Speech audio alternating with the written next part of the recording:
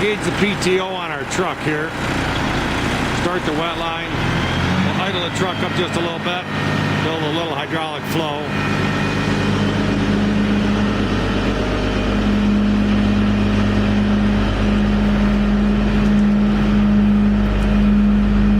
Come to the back of the truck. This is what we call the standard boom kit system. Lift the boom up. We've got all speed controls on the boom setup here, so you can adjust the speed of the boom swing and the boom lift. Got a lot of height on these booms, a lot of reach to get all the way across ditches. You're setting down low off the road, you're trying to reach up high onto a field to fill a trailer or a tanker, you got a lot of extension, a lot of reach with that. You can put that boom all the way down to the ground. Grab that cap, Chris. Just walk over there. If you want a field spread, what you do is you come over, you install the cap on the end of the boom, put a clamp around it, and that'll stop that flow from going up to there. Then you come back, you take your cover cap off here, and you take your spreader pan that we have mounted to the side of the trailer here just as a holding point. You install it on the cap assembly right here, and then if you want a field spread, you basically just leave the valve turned on, so in the cab when you start the wet line, the impeller would start to spin, and then you can open and close this stainless steel 12-inch knife valve from the cab of the truck. You'll field spread a 35 to 50 foot pattern behind the truck with that spreader pan, depending on which one you want. And underneath this trailer, here's how we're getting this out of here.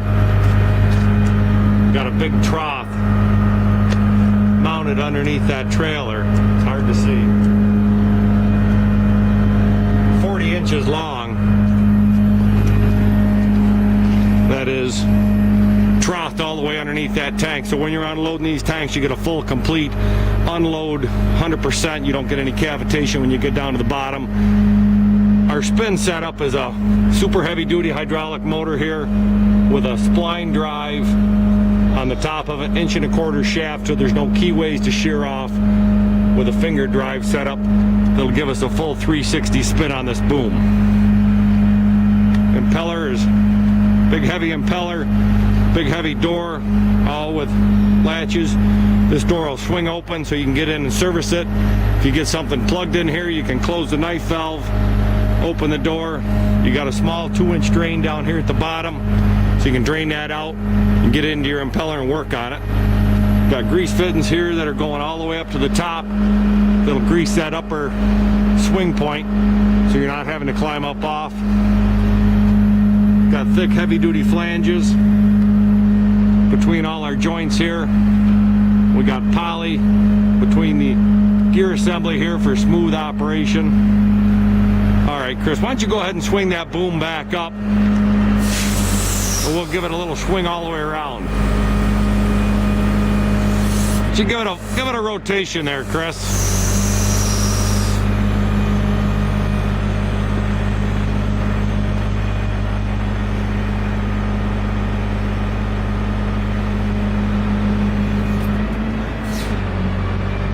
You can spread or unload directly behind you, left side or right side.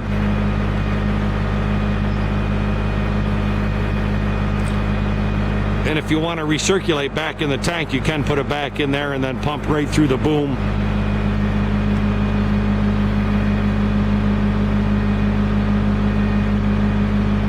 Come all the way around, unload, full 360, 380 circle on that boom.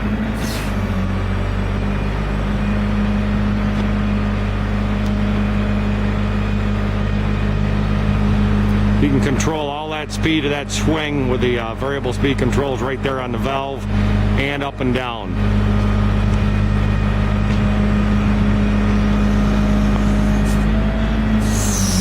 All right, we'll kick this in and just push a little material through here. We've got this trailer loaded with water right now. See what kind of flow and volume we can run here.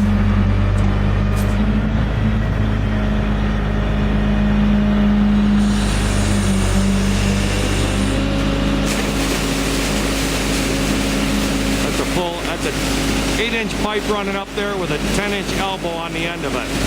We can pump this 9,000 gallons off in 3.5 to 4.5 minutes. All right. He's starting and stopping all that with a speed control right here. So you can get a nice, slow, easy start on your impeller. You can taper it at the end if you want to slow it down and feather in the last little bit, so you don't have any quick snapping starts on that impeller system. These trucks or our trailers are all equipped with flashing LEDs on the back that can be controlled right here with a switch. So when you're working along the road, you can turn that flashing strobe on and off. You need to have your running lights on the truck to bring power back to that. Now we'll swing that boom back to the home base position. We'll set it right over the top of that. We'll put that back into that cradle there, and we'll put just a little bit of down pressure on that so we don't have that boom rocking or bouncing going down the road at all. We'll close the knife valve up in the back of the trailer. And then we're ready to go. Back in the truck, turn the wet line off and go.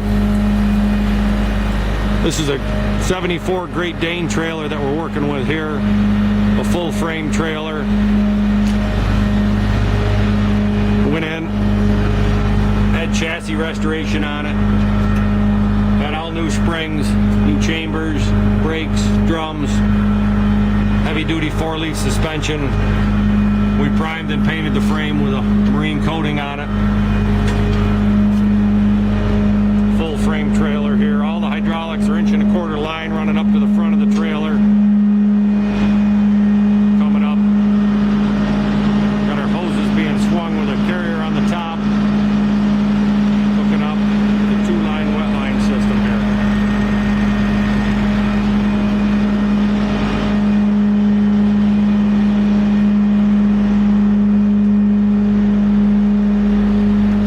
That's the standard system that we're operating on this one. There's now we also have what we call a Sandmaster kit with some extra agitation in it. We'll show that here in another video.